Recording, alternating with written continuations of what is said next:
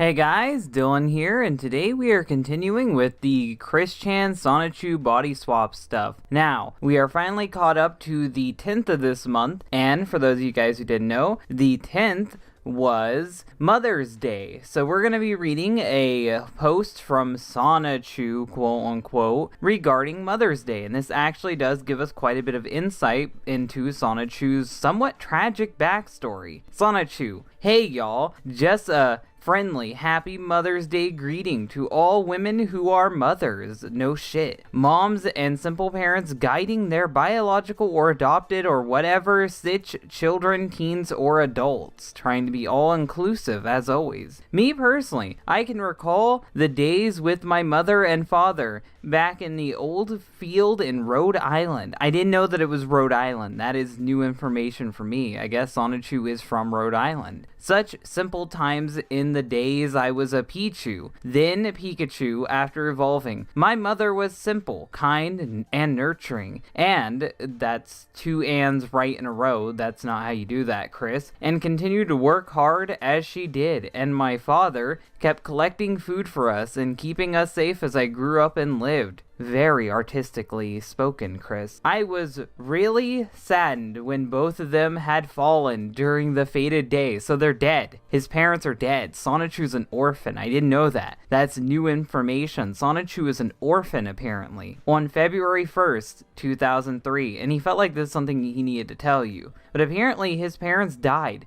just a year before the events of Sonichu. That's pretty messed up. Like, Sonichu had just become an orphan as a Pikachu. Then he gets mutated into Sonichu, and then he's stuck going on Chris's adventures ever since then. It's kind of a dark twist on the Sonichu story, if I'm being honest. When they and a flock of Pikachus were ravaged by Team Rocket, grunts, and all that shit. Apparently Sonichu cusses. He cusses a lot. Now he's saying shit. Very weird. I don't remember him ever cursing in the comics. Still good times with my parents. Wow, that's a segue. Meanwhile, Rosie back in her Pichu days, that's just brushed over. My parents brutally got murdered by Team Rocket. But anyway, let's continue on. Meanwhile, Rosie, back in her Pichu days, had a few weeks with her father, Luxray, and her mom, Raichu, which has been canon I've talked about for a while, and was even shown in Rosachu's story, the comic I reviewed. She enjoyed her simple times as best as she was able to.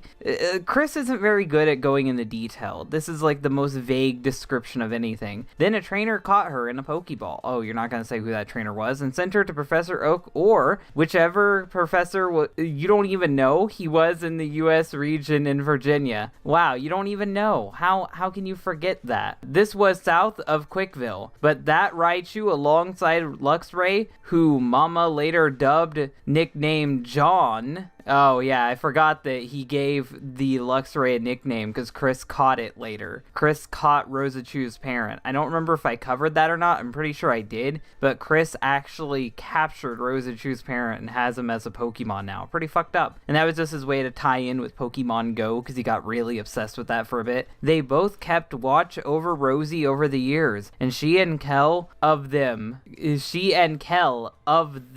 I guess that's how you segue into that next sentence. Traveled around to get their first set of badges, watching their little Pichu work hard for and with Kel. You could have just said for. Evolving and growing up. Rosie's mom had become ill some time ago. Holy fuck, what's up with all the tragic death? This is Sonichu. Though John did his best for her, she was stricken and overcome. John still was ever adamant and motivated from the trauma, so she died. Rosachu's mom is dead. And Sonichu's mom and dad are dead. And he posts this little happy dancing gif. They're fucking dead. Their parents are dead. What the fuck? Most of their parents are dead, and Rosachu's father is kept as a slave. That's pretty fucking dark. John is still alive, and he still remembers his beloved Raichu partner, and continues to do his best for us as I keep him imprisoned in a tiny ball. And for her, another good, caring mother. So yeah, happy Mother's Day to all mothers, be they human or animal. And you may have noticed something is missing from this post, but he didn't even bring up his mom at all. Chris didn't mention Barbara at all here. Someone had to ask him below. Hey, what about Barb though? And then Sonichu Chris responds, as for Barbara, mother of Christian, she is very good and awesome in her own right. I mean, Mama has previously praised and spoken well of her. I guess that means you don't have to do it again the next year.